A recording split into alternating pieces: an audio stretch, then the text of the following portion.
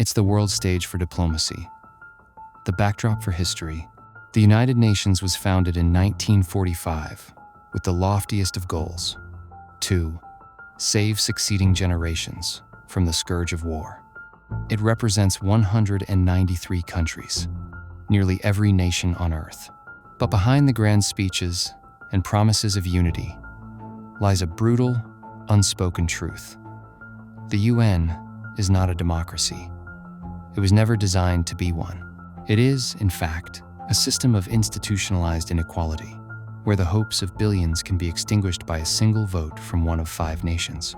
For decades, we've been told reform is coming. But what if the system is working exactly as intended? And what if the only thing that can truly change it is a crisis that shakes the world to its core? Today, we're exploring the fundamental flaw at the heart of global politics. To understand the UN, you have to go back to the room where it was designed. The year is 1945. World War II is ending. The victorious Allies, the United States, the Soviet Union, the British Empire, and China are planning the peace. France is later added as a 5th permanent member. These nations had just sacrificed immensely to defeat fascism. They were determined to create an international body that would prevent future aggression. But they were equally determined to protect their own sovereignty and strategic interests. They remembered the failure of the League of Nations, which the US never even joined, and which had no power to enforce its decisions. The solution was a 2-tiered system. On one hand, they created the General Assembly, where every nation, big or small, would have a voice. This was the concession to the idea of sovereign equality. But they created a second, far more powerful body, the Security Council, and they gave themselves permanent seats on it. Most crucially, they gave each other the veto power. The official reasoning was to ensure unanimity among the great powers, to prevent the UN from acting against a major power's vital interests, which could trigger another world war.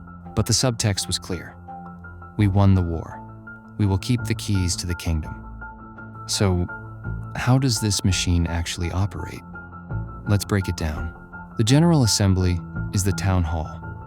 It can debate anything, pass resolutions on everything from climate change to human rights. But these resolutions are not legally binding. They are recommendations. Powerful nations often ignore them with impunity. It's a platform for speech, not an engine for action. The real engine is the Security Council. Under Chapter 7 of the UN Charter, its decisions are binding international law. It can impose sanctions, authorize military force, and deploy peacekeepers. Every member state is legally obligated to comply. And here's the catch. For any substantive resolution to pass, it needs 9 votes out of 15, and no veto from any of the P5. This means a resolution supported by 14 countries can be killed by 1. This isn't a bug, it's the core feature. Let's look at what this means in practice.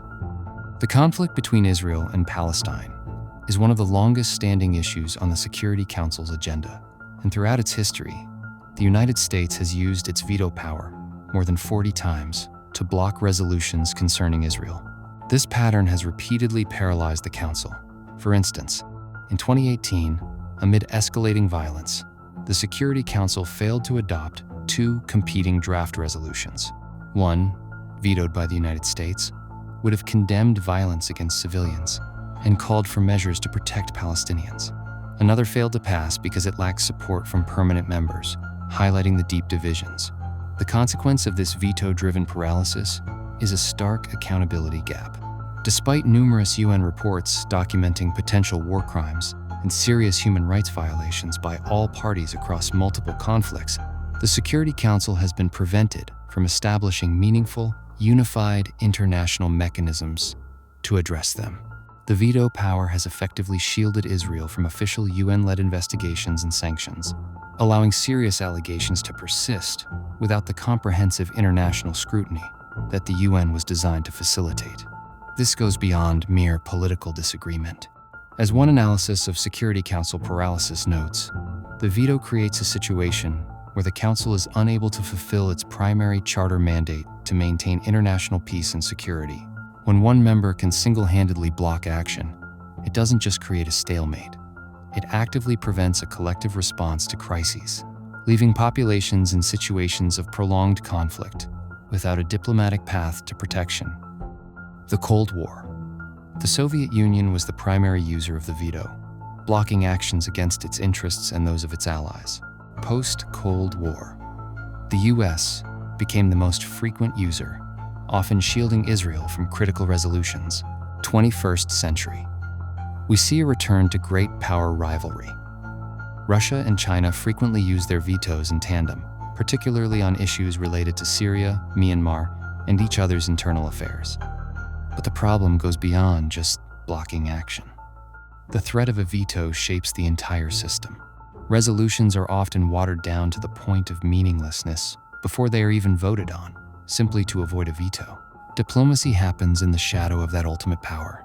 This creates a culture of compromise, not towards what is right, but towards what is acceptable to the most powerful. The debates are often framed as a technical problem. How do we adjust the algorithm of global governance? Proposals are endless. Expand the Security Council. Add new permanent members like Germany, Japan, India, Brazil, and African nations like South Africa or Nigeria. This is the most popular idea, but it immediately hits a wall. Would these new members get the veto?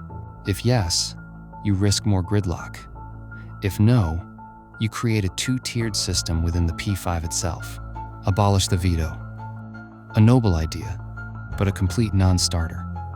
It would require amending the UN Charter, which, you guessed it, can be vetoed by any of the P5. It's a catch-22. Limit the veto. France and Mexico have led an initiative for the P5 to voluntarily refrain from using the veto in cases of mass atrocities. While over 100 countries support it, it's non-binding. The US, Russia, and China have shown no interest. The fundamental reason for this failure is simple, and it's not technical. It's political. It's about raw power. The people who have the power to change the system are the same people who benefit most from keeping it exactly as it island. Why would they surrender their supreme privilege? As one analyst bluntly put it, they won't let you. Too much is at stake. This leads us to the most sobering question. If peaceful, negotiated reform is a fantasy, how does real change ever happen? History provides a clear, if unsettling, answer. Fundamental shifts in the international order almost never happen through polite negotiation. They happen through upheaval, crisis, and conflict. The UN itself was born from the catastrophic failure of the previous system and the devastation of a world war. The current structure reflects the balance of power in 1945, but the world has changed dramatically. The economic and political rise of India, the resurgence of China, the relative decline of European powers, these tectonic shifts are not reflected in the Security Council's makeup. This creates a legitimacy crisis. When the system is seen as fundamentally unfair, countries lose faith. They may ignore it, work around it, or create alternative institutions, like the BRICS group. The conflict needed for change may not be a world war. It could be a prolonged political standoff, a major economic rupture, or a series of regional wars that force a recalculation of global power. But the lesson of history is that the guardians of the old order rarely step aside voluntarily. Change comes when the cost of maintaining the status quo becomes unbearable, even for the powerful. The United Nations is at a crossroads. It remains an indispensable platform for dialogue and a vital source of humanitarian aid. But as a mechanism for peace and security, it is trapped by its own founding contract. A contract that guarantees the supremacy of a few. Understanding this isn't about cynicism, it's about realism. It's about recognizing that the path to a more just and democratic world order is not a matter of writing better proposals. It's about navigating the brutal realities of power. And that may be the most important and difficult lesson of all. What do you think? Is there a peaceful path to a more democratic UN, or is major conflict inevitable? Let us know in the comments below. If you found this dive into global power structures insightful, please like, subscribe, and hit the notification bell for more content that goes beyond the headlines. Thanks for watching.